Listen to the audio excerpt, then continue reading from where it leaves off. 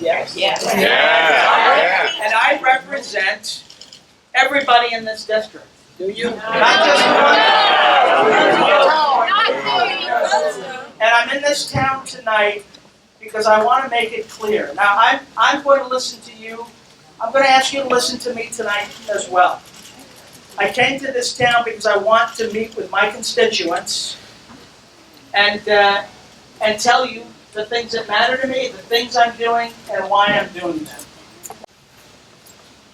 I grew up in a home, actually with two moms before I was done. My mom and dad had me. I was the third of their children.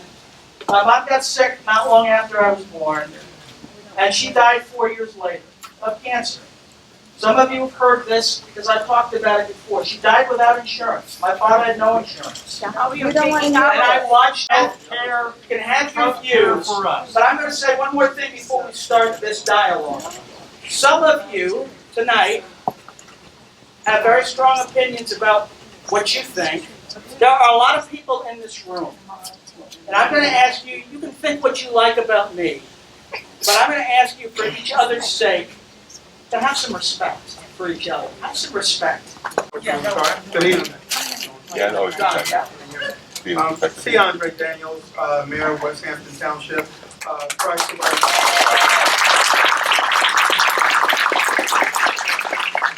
Prior to wearing this suit, I also wore the uniform of United States Airmen serving in Gulf War.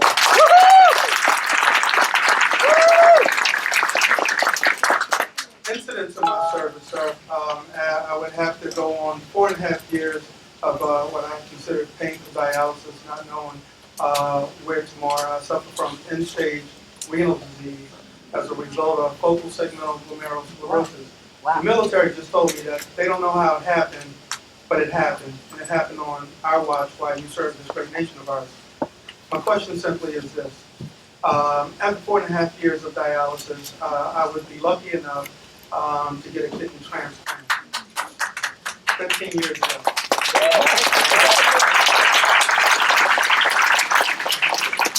In the intervening days of maybe at least a week, no one quite knew who was going to pay for the $3,000 to $4,000 of medicines that I would need to sustain life, mainly from the immunosuppressant drugs that I would need. I think the question simply is that most Americans around this country have, and it goes to those basic freedoms of education, safety, security, and healthcare reign supreme. I happen to be somewhat fortunate, and I say somewhat because the VA system is not always an absolute. However, I do have something, and I thank God for that. But there are many other Americans who have similar situations like me, and a kidney transplant is not a cure. It's just another means of, if you will, treatment. If today or tomorrow, and I hope not, my kidney were to fail, or other Americans out there that are struggling with health care, their kidney was to fail, the urgent and most compelling question of the day is, what would happen with them? See, sir, I wear a suit. I happen to be a representative. I like to think noble public servant and have a constituency. And my question simply is, those unlike me, what will happen to them from a pre-existing condition perspective? And I think that's what everybody just simply wanted an answer to. Okay. Mayor, first, thank you for your service to the country. And you've asked a question I get asked all the time. And I think the answer to that question is multiple. It depends on a lot of different issues depending on where you get your insurance from. But I want to start by saying this. My commitment has been and continues to be, and I hope you'll see this as we talk about this particular issue, that nobody with a pre-existing condition will either be declined coverage or be priced out of being able to buy insurance. The bill inheritance line. That is a lie. Have you read the own bill that you wrote? Because Let me ask you this. Have you read it or are you responding? Yes, I actually have. Let me answer the mayor's question, because that is my commitment. right now, there are lots of different ways people get insurance. Many of you get it through your job. And if you work for a company with more than 50 people, that's a non-issue. Many of you get it from Medicare, non-issue. Medicaid, non-issue. Entitlement program. Welcome back to Medicaid. Welcome back to Medicaid. But we're talking about pre-existing conditions, and in all of those plans I just described, this bill does not touch that issue at all. At all. It simply doesn't, folks. If you are in Liar! Waivers? Guys, if you let me answer the question, Same I waiver. promise we'll get to all of these issues. But answer Let me try to answer the question. If you are in any of those insurance programs that I just described, pre-existing conditions is not touched by this bill. If you are in the individual market, which is 7% of the U.S. population, if you're in the individual market, For the poor people. then there's this question of will you have coverage for pre-existing conditions? Here is my concern. After 30 years in insurance, I am watching an insurance market that is collapsing. And here's why it's collapsing. Because you drilled holes in it! Because you have Be single payer!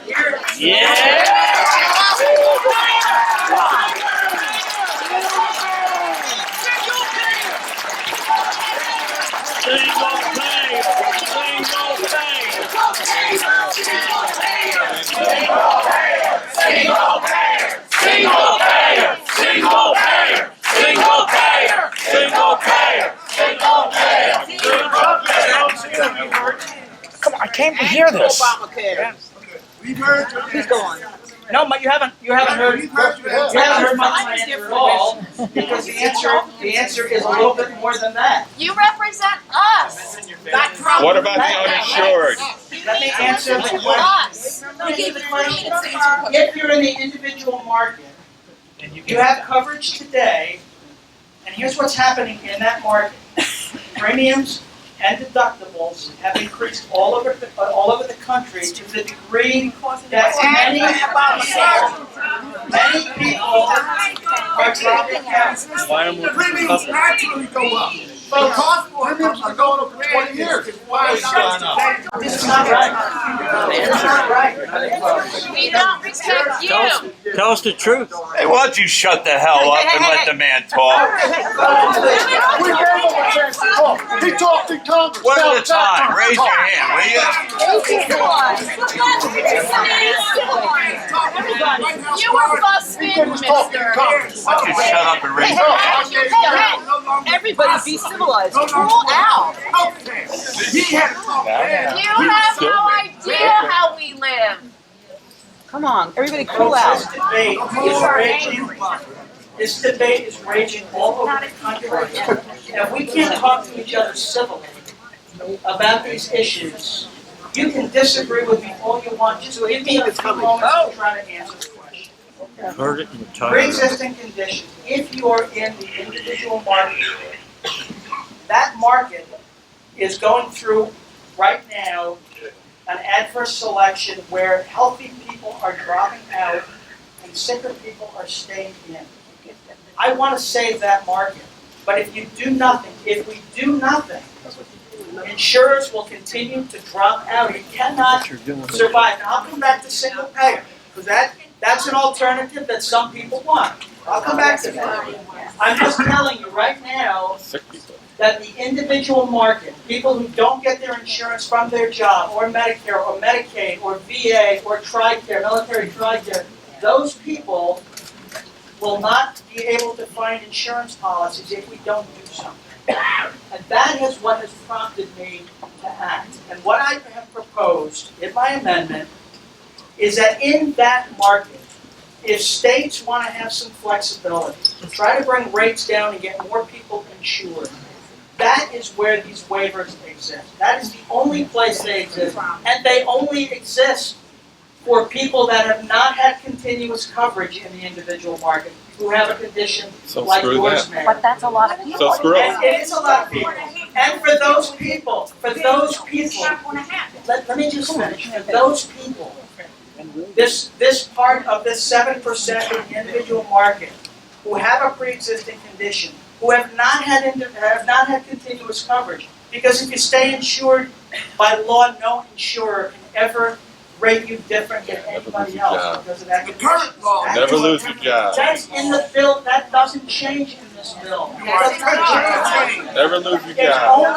It's only if you've had a gap in coverage. And for that group of people, So the average I American? said to the states in the amendment, you cannot do anything different for pre-existing conditions unless you create a risk pool for that very group of people to protect them. Which nobody can afford. I'm good fun. Further, we set aside $138 billion. Chump change. Trump change. Not enough. The liars.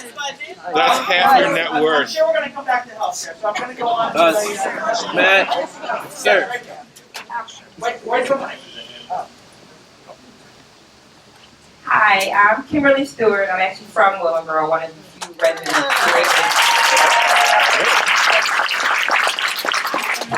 in regards to Russia. We seem to be having a pattern. We seem to have a pattern that most people who are investigating it seem to be getting fired. An independent group. Yes.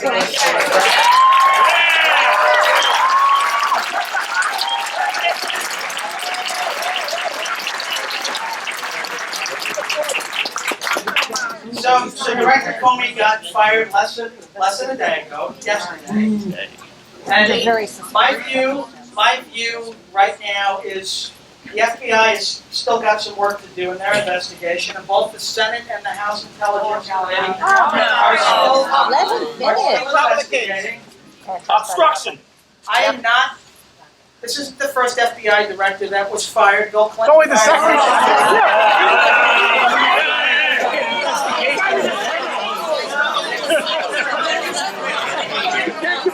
He had ethical challenges.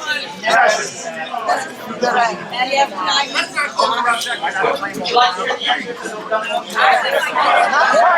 if it doesn't end in impeachment. It's my question, so y'all just be quiet. Yes or no? Talking around. Folks, I'm not gonna talk over you. You have to decide, if you want me to answer your questions, I'm not gonna fight with you. I'm not gonna talk over you. I'm gonna answer your questions. And you have to decide whether you're gonna respect one another or you just wanna have a moment of,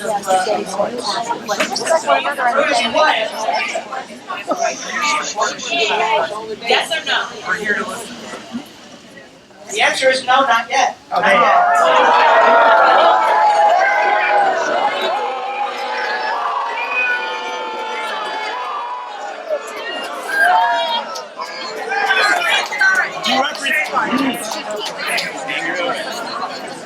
Mike, over here.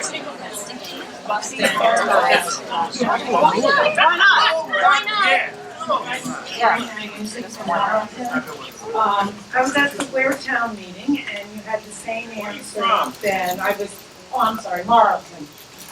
I was in the parking lot outside screaming to hear. And I believe you had the same answer then. You wanted to wait and see what the congressional committees would do.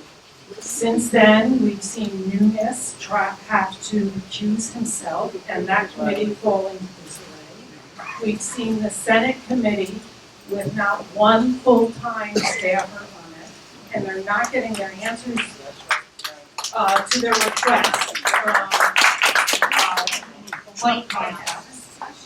This week, we listened to a subcommittee hearing in which most of the Republicans could not bring themselves to ask even one question about Russia. And now we have Comey fired. If that isn't enough to convince you that the legislature cannot do this on its own, what specifically do you need to see?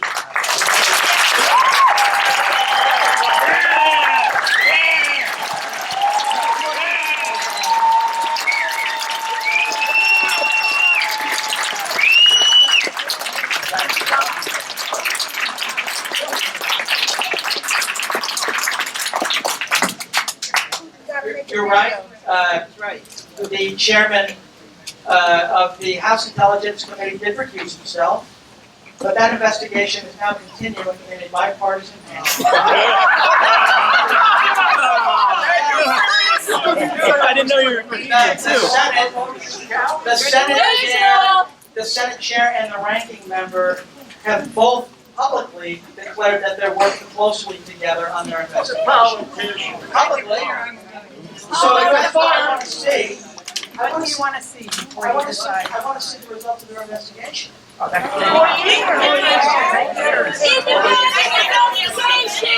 If people keep getting fired, how's it ever going to get finished if you keep firing the people that are?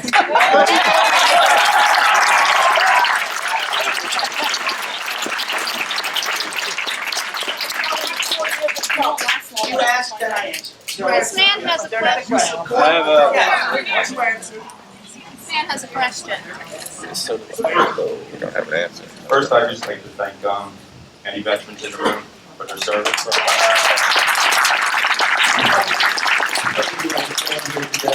In the free country. I just want to tell you, Congressman, I'm from Edgewater Park, New Jersey. I'm here because I am a concerned citizen. I am concerned that I have a president that praises Vladimir Putin. Yes. And other dictators around the world. Yes. I am concerned that I have a president that attacks the free press and calls them the enemy of the people. I am concerned because I have a president that attacks the independence of the judiciary when they have a ruling that doesn't go his way.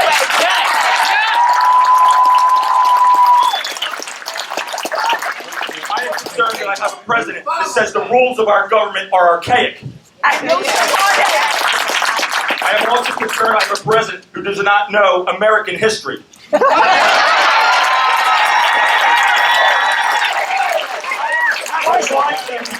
wouldn't fire the man investigating him.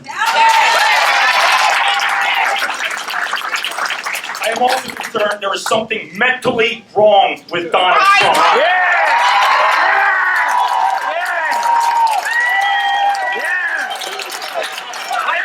I can see it.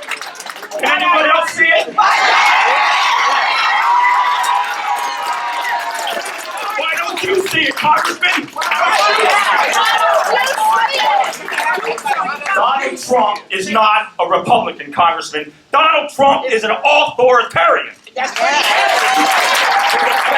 Trump is the greatest threat to our democracy in our lifetime. My question to you, how long are you and your fellow Republicans going to defend this American nightmare? That's Open your eyes!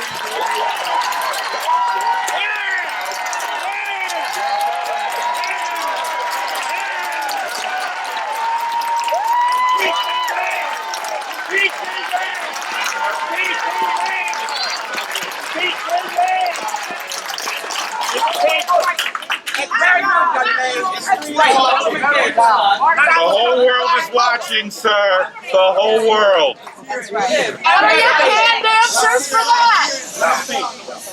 No, I want a chance to rebut. Yes, hold that line. Okay? That's how dialogue goes. Well, it's dialogue, right? Yes. Dialogue means that I get to respond. Absolutely, sir. Absolutely. Folks, I didn't come here to defend our president tonight. I came to answer your question. It's the problem. And to tell you what I think and what I'm feeling. That's what I came here for. I hear your anger. And I hear all of the anger in this room. But when I drive across the Pine Barrens,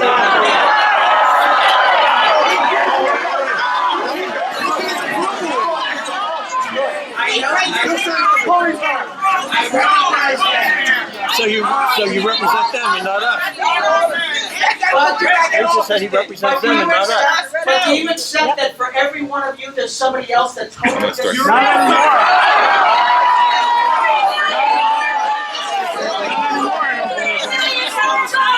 about the Constitution? Constitution. Represent the Constitution. Constitution. 180,000, 3 million more. 3 million So, more. we move on to another question. Okay, let's really finish. How about the youth vote here? Yes, I do. What is it going to take, Congressman? What is it going to take for you and your fellow Republicans to open your eyes and realize what's going on?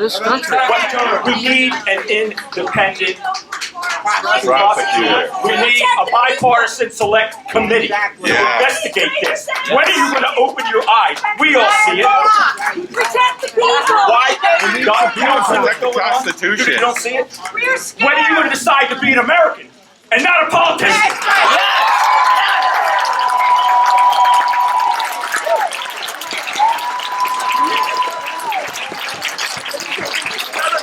That's cool. Let's get over.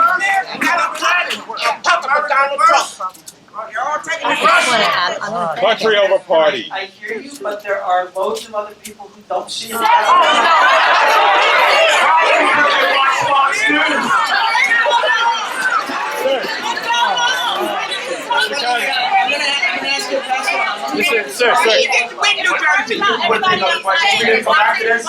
Sir. No, come on, let's be fair. You never answered it. Never answered the question. You never answered it. If fair enough, maybe I didn't answer completely enough. Fair?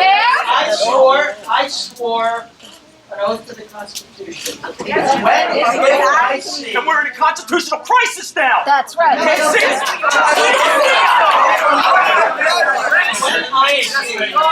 When I see what I believe is a violation of that, I will have it. Right now, we have three independent groups investigating this. I don't owe them a chance to give us an answer before. How long? we jump to- How long? 6 months, a year? I don't think it'll take that. Sir. Okay. No, I agree. 6 hours.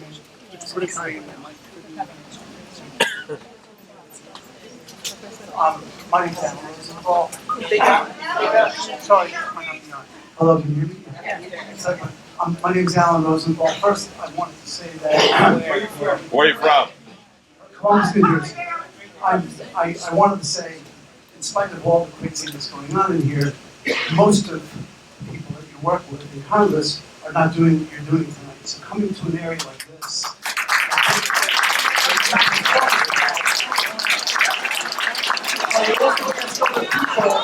as I am a lifelong Democrat, please show some respect so that we can get something done here.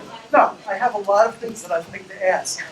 Since you wrote the amendment on the issue of the healthcare, I'd like to ask you a series of questions, if you don't mind. Sure. So we can have a dialogue, nice and calmly, okay? So, from what I saw, and my view on this, if I'm not mistaken, correct me if I'm wrong, but I believe polling showed that 18% of Americans liked what they saw regarding the issue of what the new amendment and the new healthcare bill would be.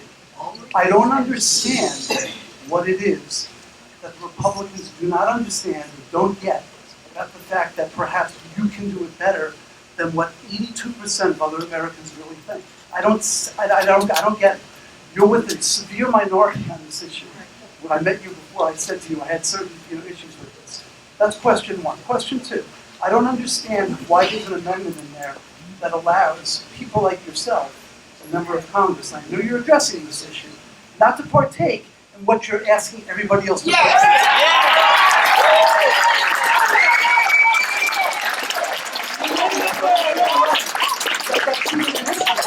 I don't even know how I got in it, honestly, and I know that you're addressing it.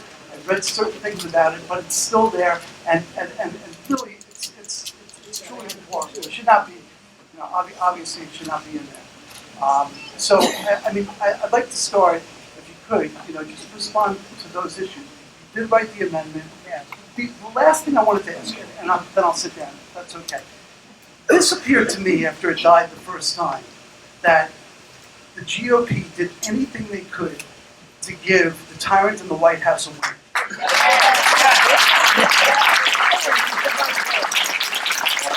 That's what I saw on this.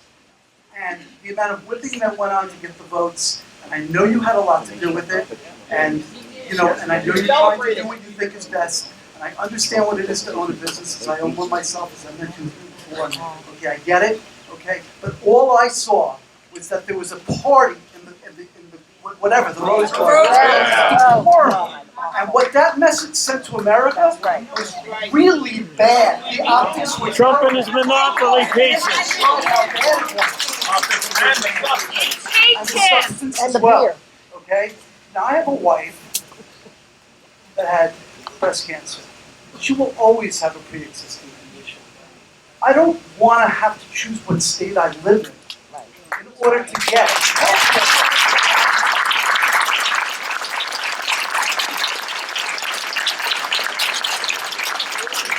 So, given that was your real specialty, and other people are obviously bringing up other issues, and I probably have spoken enough at this point, I'm trying to be as simple as possible.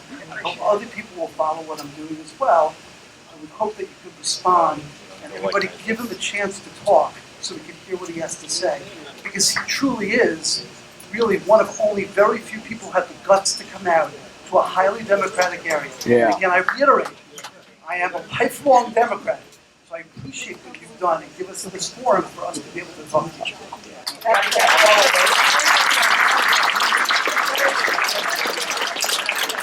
If I miss one, come back and ask a series of questions. I don't want you to have to move to another state to get health care. I want everyone, every American, to be able to afford and get and have continuous health care insurance. That has been my goal from the beginning. The difficulty is balancing two requirements. One is that people with pre-existing conditions continue to get covered, and the other is that everyone else's premiums can come down. Single payer, it's not that. How do you do that? Well, I'll come back to single payer, but how do you do that? How do you have people with the worst conditions getting coverage and everyone else not having their premiums skyrocket? And that's what's You leave them in the bus? That's what's happening now. So what I proposed was allowing states to move people that had pre-existing conditions, the most costly, who I was, which is why I started with that story. People that had the highest costs, to move them from a small group of policyholders, like this room, for example, if we were all insured together, to move people with the worst conditions from that group to the much broader shoulders of the U.S. taxpayer. That's who funds the risk pools. Deadpool. And when people are in the risk pools, then everyone else's insurance comes down, and more people can afford insurance, more people buy insurance, and those funds are healthy then. That's my objective. How do you know without a CBO score? That's right.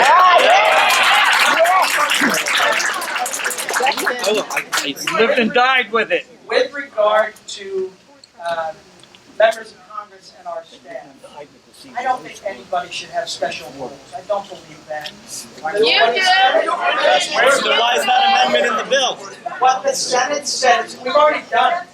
What the Senate told us is that because the health care bill is a budget bill, that we would have to include ourselves in a separate piece of legislation.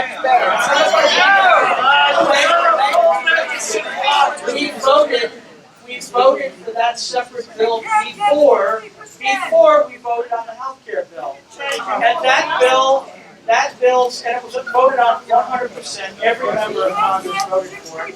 And it simply says saving money for the that rich and we not have to taking live care by of the them same every day.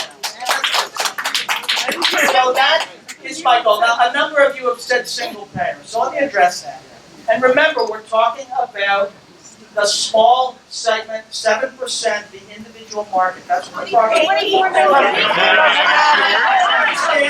uninsured? I just want to make sure we're all on the same page. That's what we're talking about. So some of you want single payer across the board.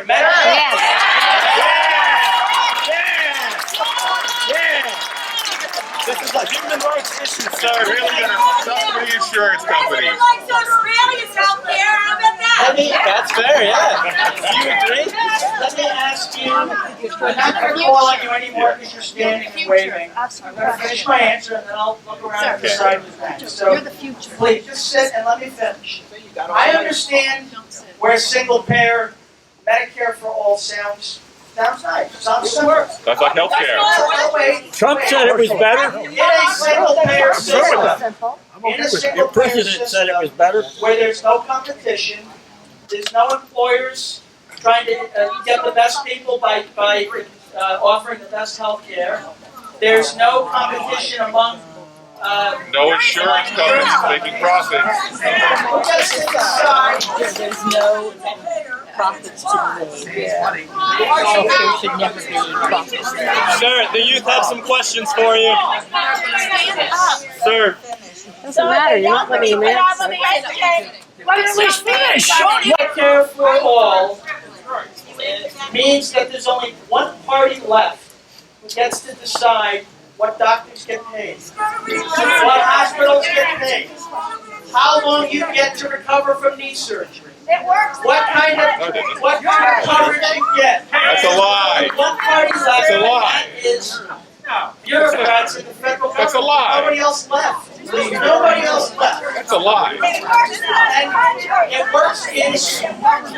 it works in other small countries. Not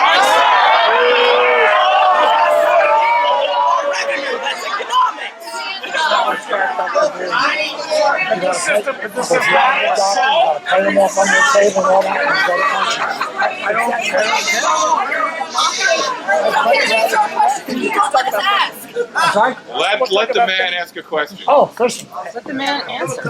Folks, I accept you see it differently, but you're asking me questions, You represent us. and I represent other people who don't agree with you. Very rich people. Very rich people. And they're a lot richer than us. You're asking me questions, and I told you at the beginning I would give you honest Follow the answers. money. You don't have to like my answers, but I'm not going to lie to you. I think single payer is a bad idea. I think it's a bad idea. We pay your salary, sir. You work for us. You work for us. I work for you, and I work for a lot of other people who don't. So start listening to us. Start listening.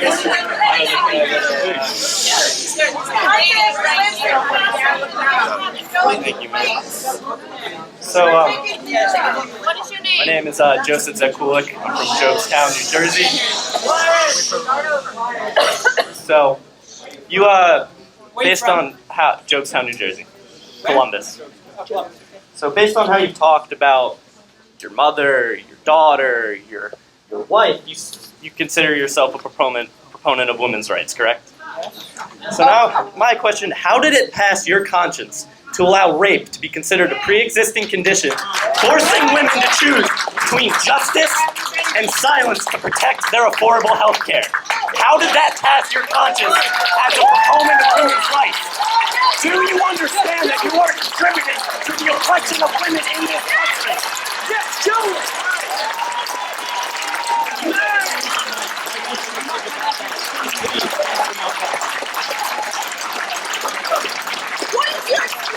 Good on you, man. Good on you. Follow up. Hold on to that mic. For any woman that suffered rape or domestic violence, there's nobody in this room, I don't care what party you are, there's nobody in this room that doesn't want to do everything that we can to help that person. Then why haven't you? Then why haven't you? Secondly,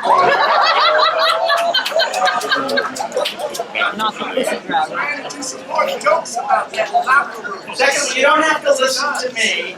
You can go to the New York Times, the Washington Post, neither of which is a bastion of conservative thought, and you will find both of those papers in the last week have completely debunked this notion that this bill discriminates against women that have been raped or subject to rape. But if rape can be What about considered women's a pre-existing condition, which then allows insurance companies to charge them up to 30% more, No, you're because- forcing women to choose between affordable insurance and justice. That is the definition of oppression. First, the law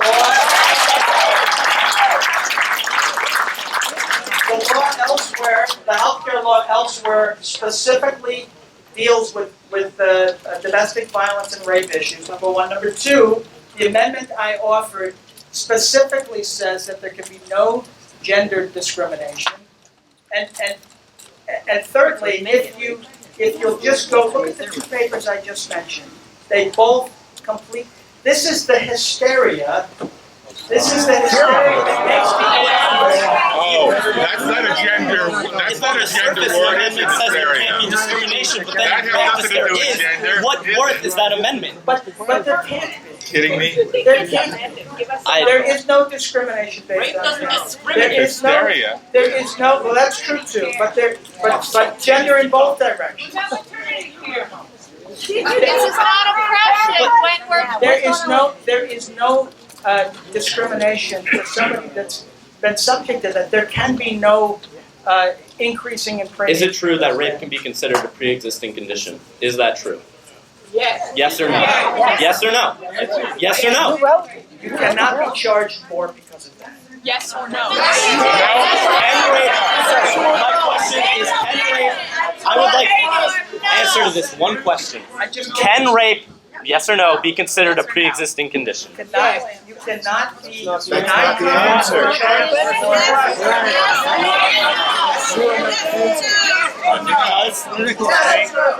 You're talking about a violation of somebody, and you're asking me, can they be charged more and priced out of the market? My question is, can it be considered a pre-existing condition? You wrote it. Can it be considered a pre-existing condition?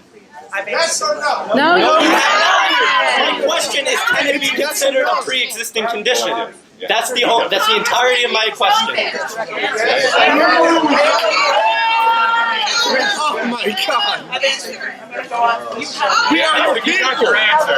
My question is, can it be considered a pre-existing condition? Yes or no? Yeah, you know the answer, huh? I guess the answer is yes. Oh my Answer the question. Answer the question. Answer the question. Answer the question. Answer the question. Answer the question. I still have a microphone. I said like the nuns used to say. Thanks for being here. Nevertheless, she persisted. My name's Eric. I'm from Point Pleasant. I'm in that small sliver of the town that is part of your district, considered Chris At 23 years old, I was diagnosed with a pretty serious heart condition. It's permanent. I'll be on medication for the rest of my life. Fortunately, at the time, I was employed, and I've had continuous coverage ever since. And so when the ACA was passed, I was pretty grateful because I knew that at that point it was a pre-existing condition. You don't think about that stuff at 23. But it became a pre-existing condition. It was protected under the Affordable Care Act, Obamacare, and I didn't think I'd have to ever worry about it again. Now I'm 39. I have 3 young children. They're all under 10 years old. I'm happily married. And this is your health care bill. It was dead in the water. It could have stayed dead in the water, and now it's the MacArthur Amendment that brought this thing forward. And hey, to your credit, you were a compromiser. You kind of left the Tuesday group. You pushed over to join the Conservatives, and you got something passed very, very quickly. And so I understand that I'm going to continue to be covered because I have continuous coverage. What I'm worried about is if I lose my job, I suddenly no longer am in the market. I'm no longer covered. My governor, who is not a friend of people like me right now, decides to opt out. What happens? I mean, I don't know what happens. This is something that's very real. This isn't, I have people that tell me, don't worry, you live in New Jersey. Worry about people in other states are going to don't live in Texas. But this is something that's very real. This is my life. And so when you talk about healthcare coverage like this, when you talk about $8 billion to fund a high-risk pool, and you say, don't worry, you already have coverage, you're okay, there's no portability to that. If you lose your job, and I'm fortunate, unless you heard a rumor, like I think I'm going to be able to keep my job. But what happens if there are going to be millions of people that lose their jobs, they're suddenly out of the system, and when they come back in, they're not getting back in. Without health care coverage, I'm dead. I'm dead. I can't afford it without health care coverage. What's left?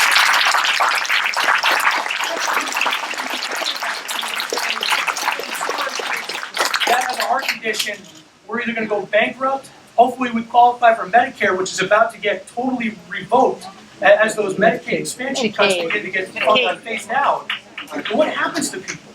And maybe I'm lucky and I keep it, but there are millions of people that are just like me, that lose portability, and they can't get back into the system once they're out. That's a problem. And this is your amendment, sir, because of that MacArthur amendment. You brought it back, no pun intended. You brought it back from the dead. With that amendment, it's yours. You own it. Stand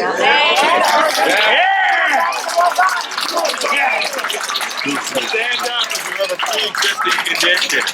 Stand up. If you have a pre-existing condition, please stand up. Please stand up if you have a pre-existing condition. Please stand up if you have a pre-existing condition. Please stand up if you have a pre-existing condition. Please stand up. If you have a pre-existing condition, stand up. I have a pre-existing condition.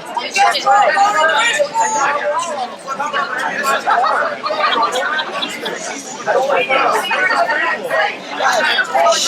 want to hear the answer. I'm a woman. I have the answer. Come on, this shit. Leave me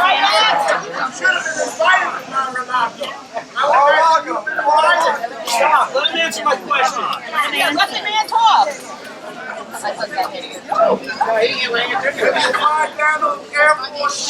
Let him answer the question. So they're quiet. I've been very polite. I appreciate it. And your question shows that you really do understand the issues, and I appreciate that. There are many people that think this pre-existing condition is applying across every plan, every person. There are many people that think that, and you've nailed the issue. What happens? What happens when somebody has a gap? Because if you have continuous coverage, it's against the law, the current law, and the new health care bill. It's against the law to health rate someone. You can't deny. You can't change the premiums. So you've raised the issue. What happens if there's a gap? And where I started in my efforts on this bill started with the realization that if we didn't do something to fix the individual market, which would be the only place you would have to go, you wouldn't be able to get it through your job, it would be that individual market. What happens if it fails? That's what I was grappling with. And I see the signs of an insurance market that's failing. And aside from the single payer issue, for that to be a market that survives, something has to change. How is it more likely to survive if you're taking money out of the system and giving it back to people in the form of tax cuts? That's the people in Ocean County. Lower premiums for the rich. Well, because the tax cuts perform the same function.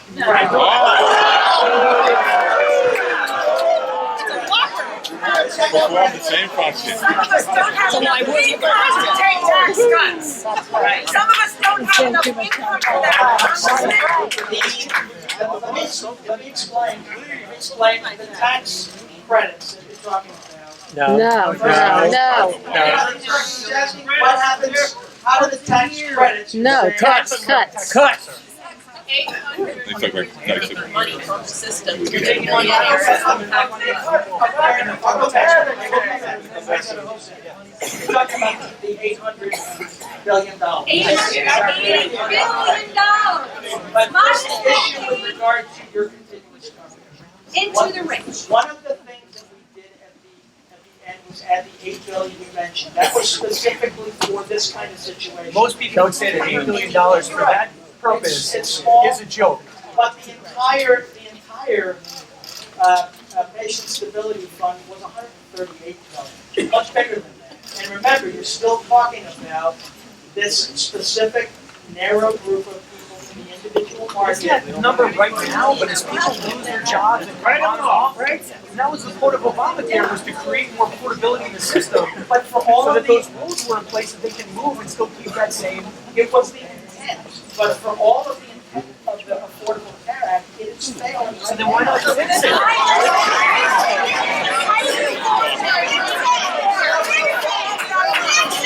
That's why. She didn't go on that much. That's what we're attempting to do. It is going up in some states over 100% per year. Through Iowa. In some states, it's not just Iowa, it's Virginia, Maryland, Then Arizona. address the insurance company and stop making it on our back. This is an attempt to Single make payer. their issues so that How did you fix it? I'm sorry. This is how it is. This is how it's paid for. All of this, the whole change in this, and this gets to the Medicaid issue that somebody asked before. This is where the savings in this bill came from. Medicaid was started in 1965, right alongside of Medicare, and was meant for initially pregnant women that had very low income, for disabled children. Blind people were specifically mentioned in the bill, but it was meant for the most needy. Today, about 25% of the U.S. population is on Medicaid. And it's on its way, and it's on its way to being a $1 trillion a year expense. Better than a wall. Better than a wall. We become a society that doesn't care about one another.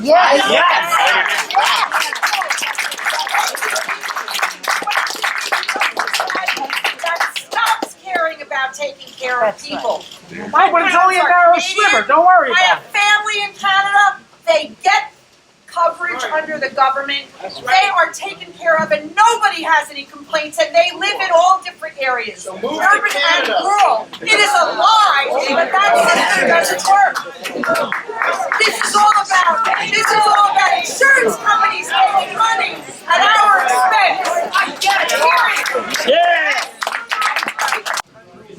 I'll come back to it, but I do want to address this. You can disagree with my answers, but I do care. I care, and that's why I'm doing this. It doesn't look it. You can disagree, but I am trying to do what I can to save a health insurance. But you'll do what you want anyway. How many people are uninsured? Excuse me, sorry, I have a question. I have a question. Moving us back. I will, I promise. I've been well behaved. You mentioned Medicaid as a program that was going up in cost, approaching $1 trillion. A man in your own party, Senator Rob Portman from Ohio, one of his concerns with the bill was that these Medicaid rollbacks were going to really be devastating to programs that combat the opioid crisis. And like I said, I commend you for your work. I know it's something you're passionate about. It's a major problem in our district, especially on the other side of the Pinelands. And I don't mean that as I really don't mean that as a joke. I mean that respectfully, and it's a serious problem. I've been to funerals. I'm not able to I promise.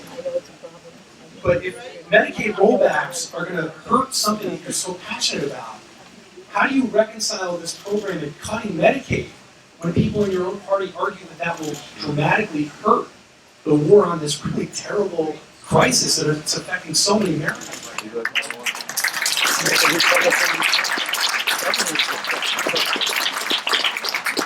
The simple answer to that is I understand Rob Portman's concern. This bill doesn't reduce anybody's Medicaid payment. It doesn't, that's not what it's aimed at. What it does is say to the states, as we're heading toward $1 trillion expense, it says to the states, you have to participate in getting a grip on this cost. Please let me, I'm trying to be patient too, but if I'm asked a question and you just keep shouting out, please just let me try to answer. What the bill does is says to the states, we will give you a per capita, based on today's cost, a per capita charge for allowance for Medicaid, and we'll index it going forward for medical inflation. But we're not going to give an open checkbook because right now the states pay less than 1/3 of the cost of Medicaid across the country, and the cost is skyrocketing to the point where it's putting at risk the people that need it. And what this does, I believe, is puts pressure on the states to do tort reform, to do fee-for-service reform, to get medical costs down, to bring down the obscene cost of drugs. It says to the states, you're not getting an open checkbook. You've got to be a participant in bringing the cost down. That's where the savings come from. And a $656 billion tax break to the most rich people in the country. $656 billion tax break to the richest people in the country. You.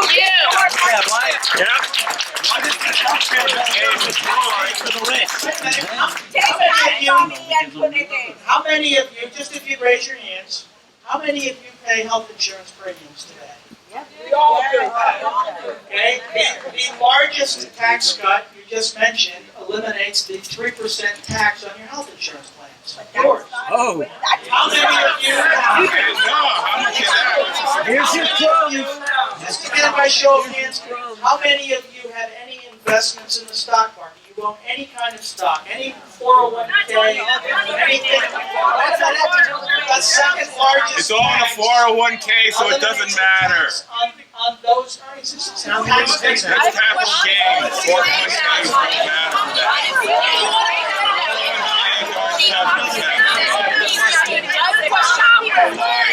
Excuse me, I'm bleeding. Sir, you said that before. Sir, I would like to ask my question, please. She also, I know both of you are on YouTube now. Both of you. I just noticed on my iPhone that Flynn has been subpoenaed for all of his records.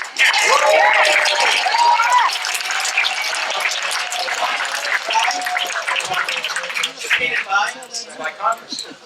So, my question is this, sir. Bill Clinton was investigated and impeachment proceedings went forth over something that was on a blue dress. Where, and I know you agree, that the Russians in fact interfered in our election. That's right. And our president even encouraged the Russians to be involved. Is not the issue of treason important to your party?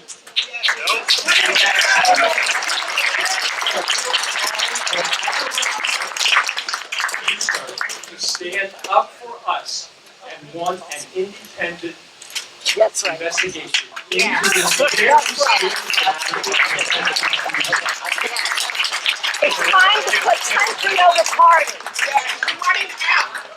I did not read that report yet, but that is the very investigation that I referenced earlier, that the Senate or the House has subpoenaed Mr. Flynn. That's appropriate. He has to respond. And Trump's too. And I want to see what the result of that is. Here's the difference. Everyone's hanging their hat on an independent investigator who, by the way, gets hired by the Justice Department. When right now, We got Sessions who's also.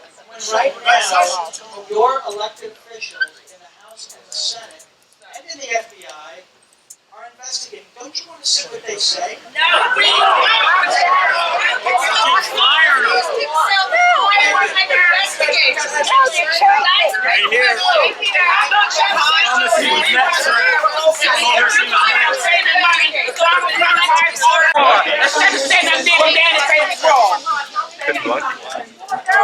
I thought she was next. She was next.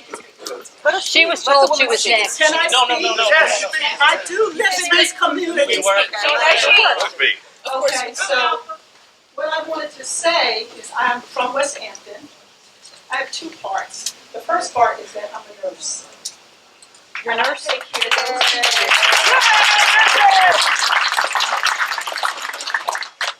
And I take care of population. I am not currently working, but I took care of population that was HIV positive. Wow. And these are men and women who work and who don't work and who our society has frowned upon. Many of them are poor, but they're the working poor. And they depend on Medicaid. They're not slouching around, they have jobs. Many of them have to work 2 jobs and they still can't afford health insurance. What will your act do for that population? The other thing is, I agree with you that we need to let the Senate and the Congress do the investigation. But they can't do it part-time. They need to hire more people to do this. As long as they do it part-time, it will go well beyond the 2018 election.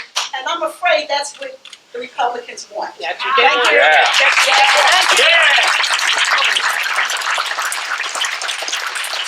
I can tell you that's not what I want. I want to see them finish their work and I want to see what they find. And I am not rushing to judgment, I'm not blind either. And I will keep my eyes open and They see what need they more come. help, they need more people to With work. regard to your other question, there are many people that are working for, and I know they depend on Medicaid. We're talking Medicaid expansion in particular. One of the efforts early in the bill process was to stop Medicaid expansion immediately and roll it back, and basically cancel it. And one of the first things that I insisted on, if I was going to support the bill, was that we not do that. So anybody who is on Medicaid expansion today can remain on it as long as they are eligible. The states can continue that, and I would hope this state would continue Medicaid expansion. And people can continue to be added with a full federal match until 2020 to help that very group. But you said the states, you said it depends on the states. There may be states who decide not to do that now. That's the way it is today under the law. The Supreme Court rules. The court ruled that you can't mandate that to the states. So it's up to the states now whether they want to participate. Some have, I forget the number, some haven't. This state has. And I want to see Medicaid expansion and Medicaid continue to be strong with the very people that need it. What I said a few moments ago, I would ask, don't let that be lost on you. For Medicaid to be strong for the future, we've got to get the states involved in bringing costs down. Nobody thinks drug prices are fair. They're obscene today. Nobody thinks that tort reform is the way it ought to be. Doctors do 10 tests because they're afraid they're going to get sued if they do one. We need to change that. And fee-for-service, hospitals and doctors get paid for people coming in and out, not for results, not for outcomes.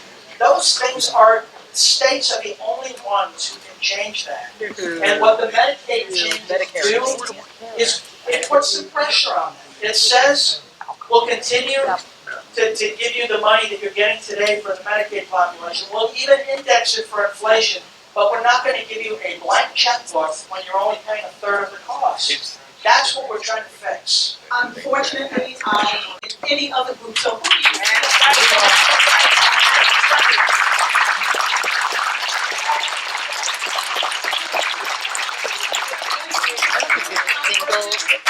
There were people who suffered. There were people who couldn't even get Medicaid. There were people who couldn't find jobs. I can't even begin to tell you the distress and the disparity that's in healthcare today. So if I depend on a state like Alabama or Kentucky, who really don't care about who I am as a person, I'm not going to get healthcare.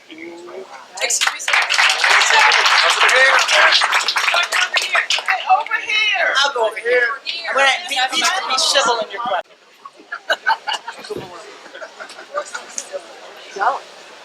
All right, sir. My name is Daisy Confoy. I'm only 17, but I will be able to vote in the midterm elections. I came here with a few of my friends who are also in high school.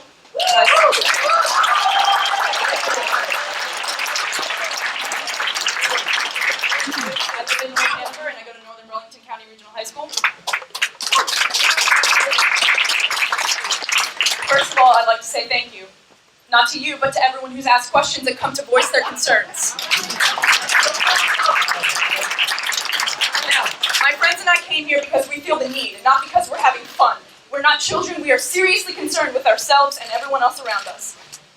We are the future, and we are going to vote. And I am going to vote in 2018, and so are we all. Now, I'd like to go back to a question that my friend Joey asked you, which you neglected to answer.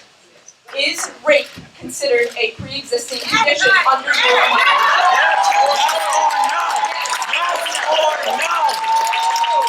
Yes or no? Yes.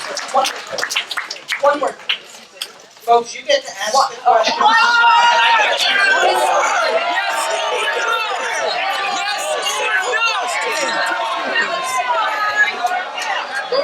Someone correct me if I'm wrong, I'm not trying to spread false information.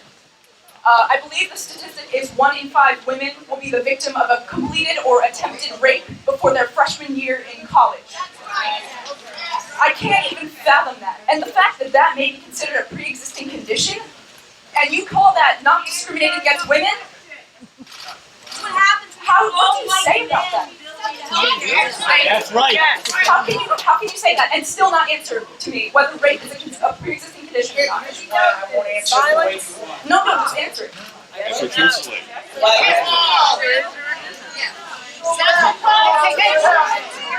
My friends and I plan to continue getting involved. You will answer to us. You are our representative. We are voting against you. You will answer to us.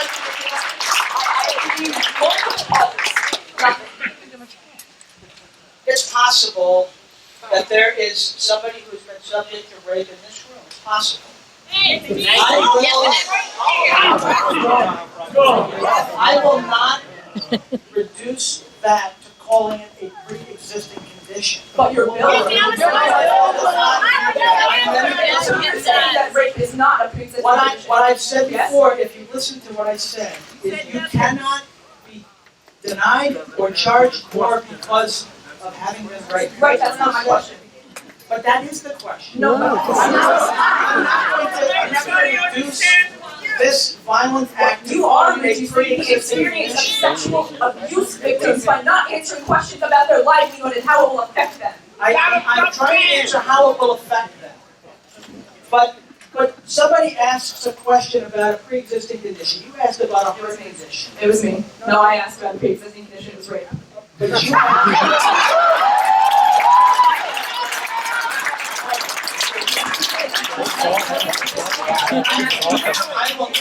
I will not describe a violent act against a woman as a pre-existing condition. Then say no. Can you say no? What I will say is that this bill does not allow discrimination in health insurance. At this point, you can say what you want.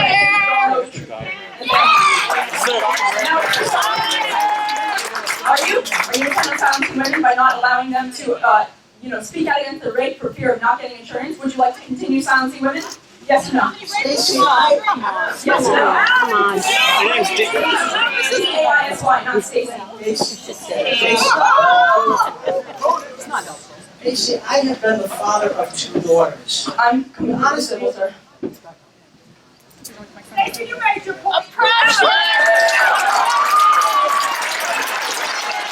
You won't answer her question because if rape is a pre-existing condition, they can charge 30% more, and then we will know that you're lying to us. Answer the question, sir. This is ridiculous. You should not be escorted away because you won't answer my question. We've all tried being civil. It's not working.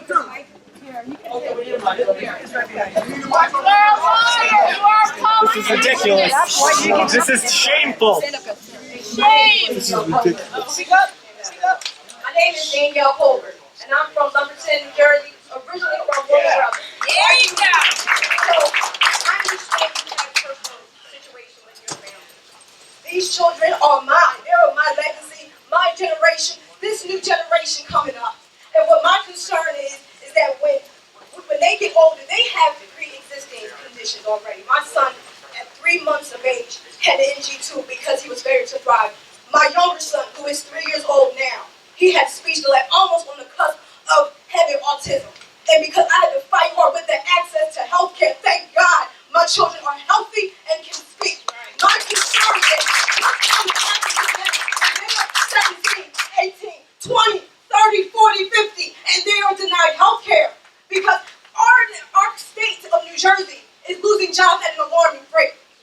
And our Medicaid is on skyrocket. I understand you have to delegate and you have to cater to everyone, but I'm asking you to please understand where we are all coming from and to consider us, because what's going to happen, we're going to be lost in everything. I've heard Trump and I've heard many senators and I've heard many congressmen talking about everybody, the middle class, the rich, but not talking about the working poor as this woman is talking about, not talking about the impoverished, not talking about the elderly, not talking about the children disabled. And we're losing, from what I'm understanding from the news, which is, again, Trump is saying fake news, which I get my news from ABC. But the point is this, I'm hearing we're getting cuts from kids with special needs, which is what my child needed. I'm hearing mental health is getting cut. I mean, where is the future in this? I mean, to me, it doesn't seem like an attack, not just to help us, but it seems more of an attack on Obama than helping us as a whole.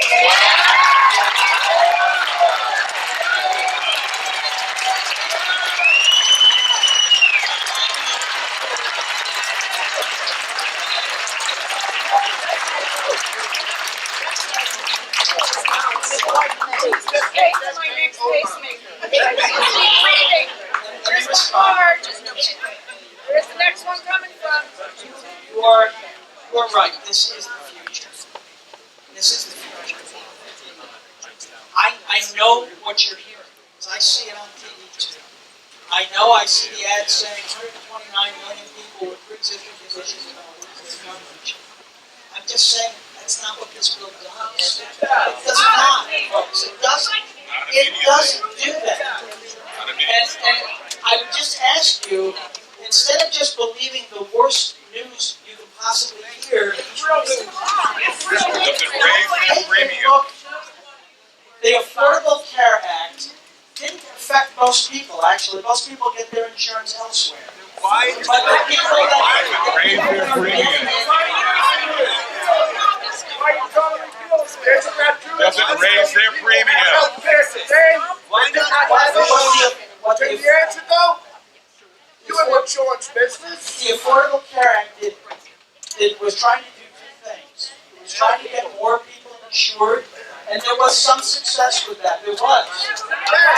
Millions. You are there. Let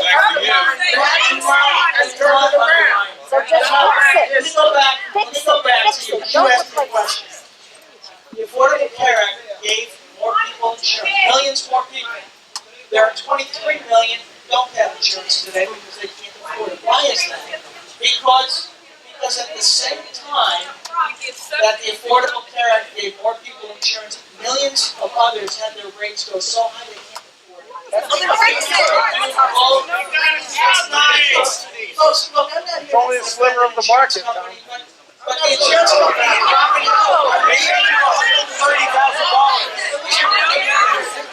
we are trying to create defensive situations so that your kids will have insurance. I'm not trying to take insurance away from anyone.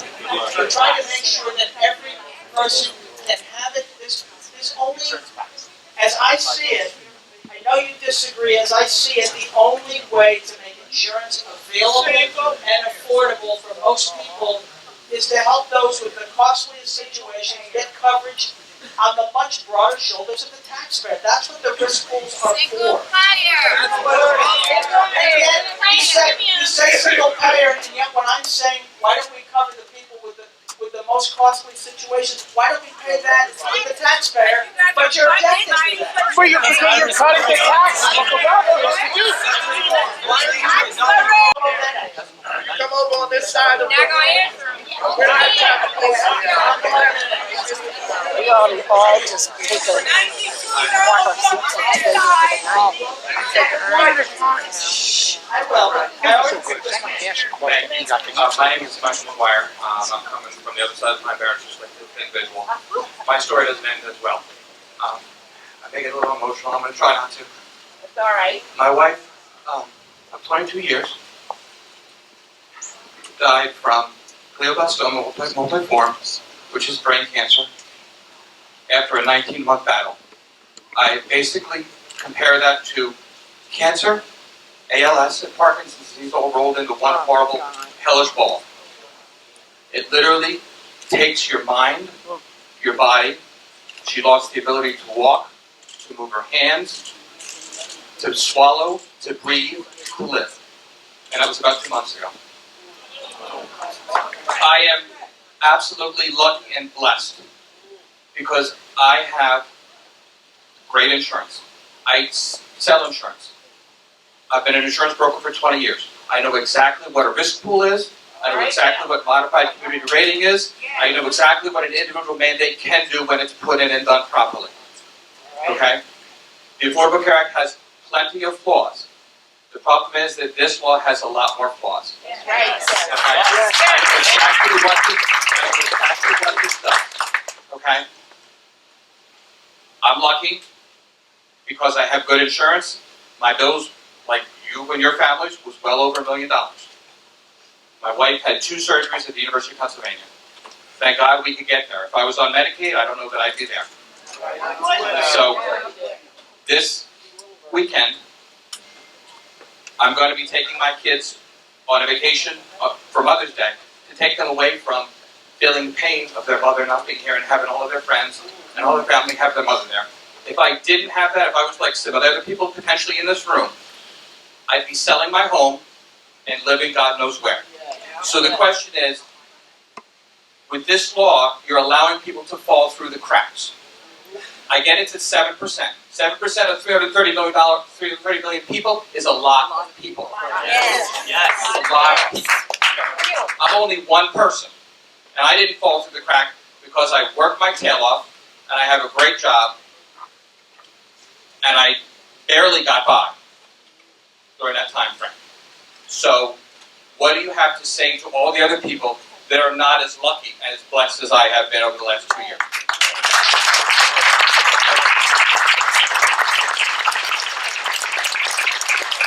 I'm sorry. I want to add. I've decided 3 months ago when my wife was in the last months of her life, the thing that scared her the most, that upset her the most, not that she was dying and knew she was dying, but that this impacted kids. That there are kids out there that have brain tumors. There's 700,000 people living in this country with a pre-existing condition known as a brain tumor. There are tens of hundreds of thousands of kids with conditions called DIPG, which is a brain tumor that their lives last months once they're diagnosed. Not years, months. And I know you know from your own personal experience.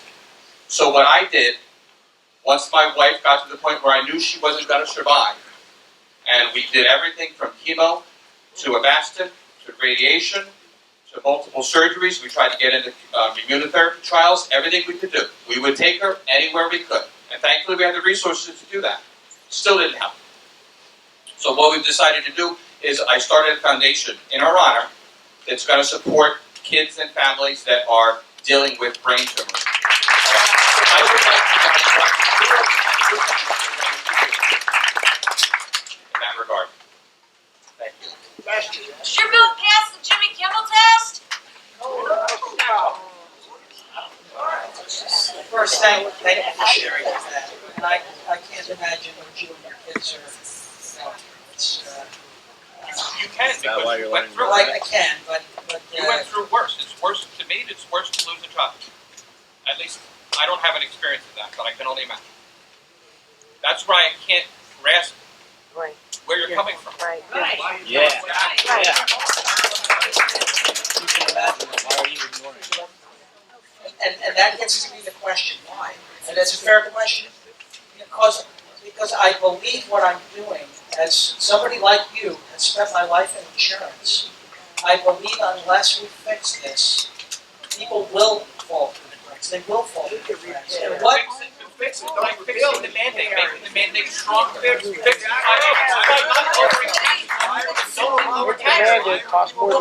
will pay more taxes so that that person. So would I. because first remember that members of Congress don't vote on the bill they wish to see from, they vote on the one that is in front. Then why have this is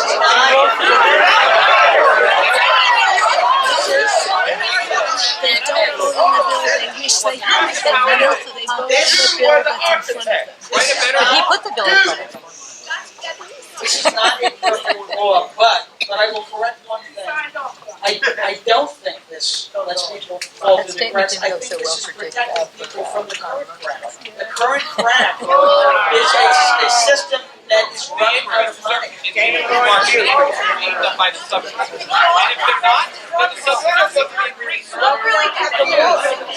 And what I think the answer is, Don't do any tax cuts.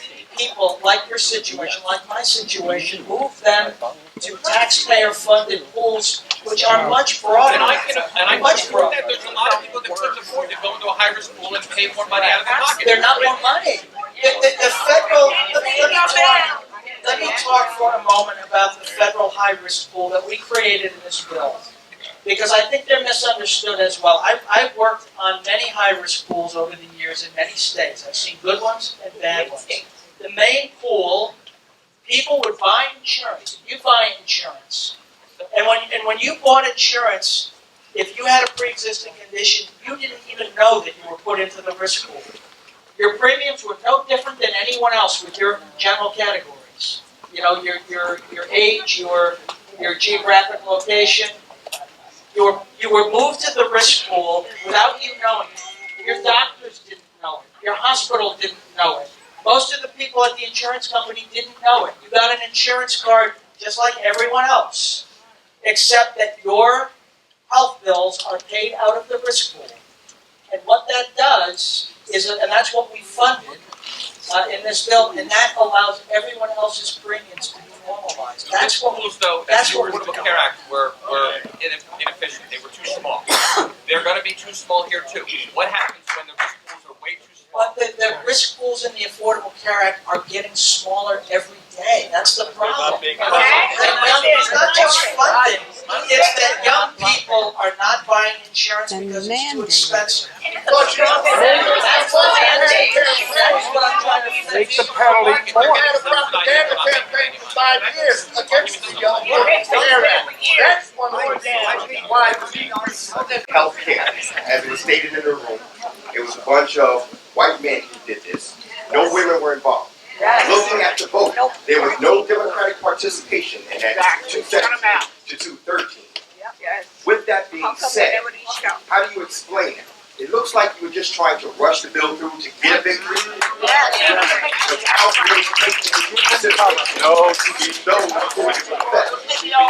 once the bill goes to the Senate, and they've already said they were going to restructure it, once it goes back to the House, would you consider changing some of the optics or the views that you had based on these town halls that you had?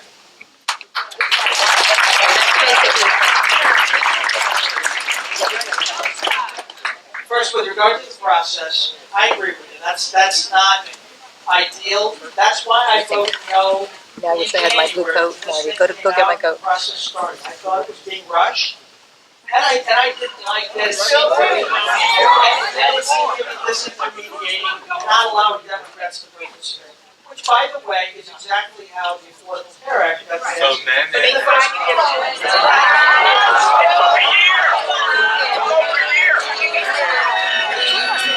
Giant corporation. Folks, I know it's everything. folks, this is part of ramming it down your throat. what you're hearing here is part of the problem in Washington. You Everyone are. has their view, and they don't want to hear anyone else's view. The Affordable Care Act passed with 0 Republican votes, and this bill passed with 0 Democrat. to get away.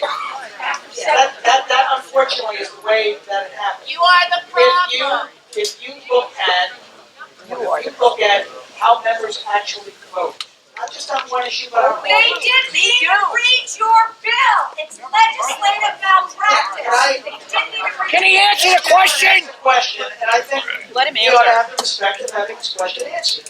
We're angry. I understand you're angry. I understand that, but I'm trying to answer questions. You didn't answer it. If you look Trying to answer mine? at bipartisanship, that's what you're talking about. Why is this being done by only one party? It was very clear. If you look at a graph of everything I have, of every member of Congress, all 435, He answered it by not answering. you will find me right okay. Sorry. She wasn't there are very go to govtrack.us and look at I will come back. Let's go to them first. Hi, so my name is Priscilla Robinson. This is my sister here, Joanna. We're both from Toms River, and we are also part of an organization called New Jersey Organizing Project, which is a South Jersey network of people, a lot of Republican voters, and there's a lot of us that have concerns about the health care bill that's being rushed through the House and the Senate. I want to give my sister a chance to share her story and her concerns. My name is Joanna. And I'm from Toms River, New Jersey, and I've been struggling with addiction and mental illness for a long time. I've been clean for 2 years.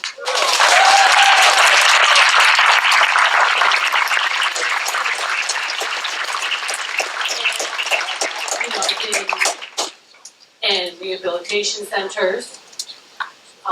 I need mental illness help. I need to go see therapists and counselors with this disease. And without this Medicaid, I wouldn't be where I'm at today. I came back from the depths of hell, pretty much, to the bottom, and I'm struggling still. It's not easy to stay clean. And with the help that I received and Medicaid, it kept me clean for this long.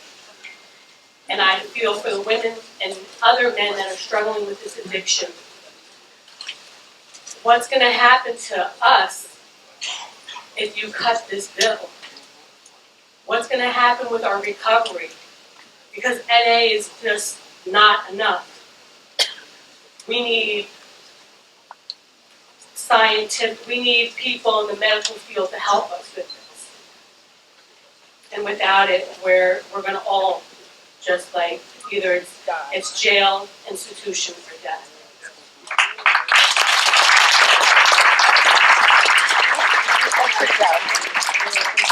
For being brave enough to share that. And really tie it back to those high-risk pools and the waiver for community risk and everything like that. I think that it's really dangerous to be putting people in a position to, be stuck in a risk pool. And you're saying it depends on what kind of risk pool it is. But there's literally no oversight in place for this when this bill gets passed. And that's really scary because it's going to really screw a lot of people out of coverage. And my second question has to do with the National Flood Insurance Program. I know you're really focusing on that. And we'd really like to know your thoughts on deprivatization and really trying to get over-profiteering and fraud claims, from happening again. Thanks. Well, I admire your courage for coming out and sharing that. And I want to reassure you that the Medicaid help you got, nothing in this bill is cutting that. Nothing. I don't know where people are saying or why people say that it's being cut. We are not cutting Medicaid benefits. For things like that. Let me just say, what about the Vivitrol shot? You know how much it costs for one person, and this helps people with their addiction for alcohol and opiate addictions. This stops their cravings. It costs $900 per person for, I think it lasts about a month. So they really have to, we're all in a pickle because nobody wants to hire us because of our addiction or because we were proper citizens, and now that we're trying to become the community in our environment, nobody wants to give us a chance. We're not going to get that job or in a corporation where we get that insurance. We're lucky, it's slim. You could say over and over that you're not cutting Medicaid, but it's being taken away. And we know that. The CBO report proves it, and that didn't change in the new amendments. It did not change. What you created were high-risk pools and giving states the choice to waive things that they should not be able to waive without oversight, and that is wrong. Central Health Center.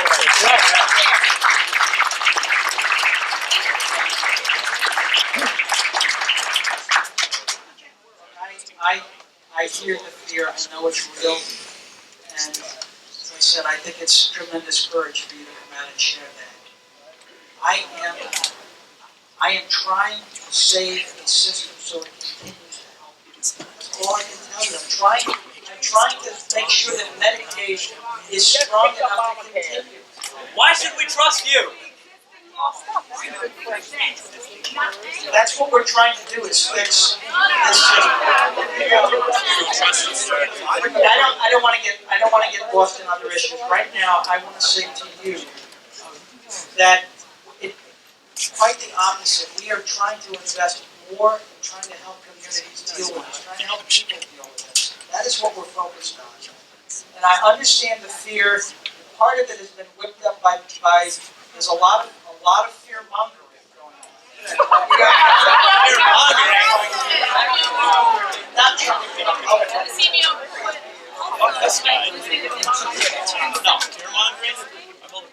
I mean, so my child, my fear is that I could lose my sister again.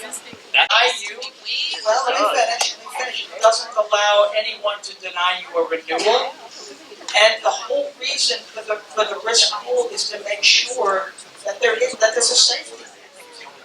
If these markets collapse, and we're kind of bouncing back and forth between Medicaid and the marketplace now, but the whole idea here is to make sure these markets are strong enough and that there's a safety net to protect them. If these markets fail, which they are in some states, they are. That's the problem. Look, I can't speak for other members of Congress' motives. I can speak for my own. I don't care why they're failing. I'm not interested in pointing fingers at the last administration. I'm not interested in defending this one. I'm trying to solve a problem. The problem that I see is these markets are failing. And if they fail, there's nothing. It shouldn't be a market. My health shouldn't be a market.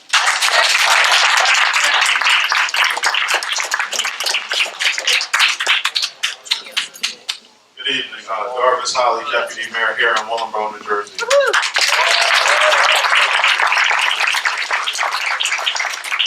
My question for you is, as you know, New Jersey ranks in the top 5 highest states of foreclosure rankings. What is your plan for the state, and more specifically, what is your plan for Burlington County and Ocean County to help us combat this foreclosure crisis we're facing?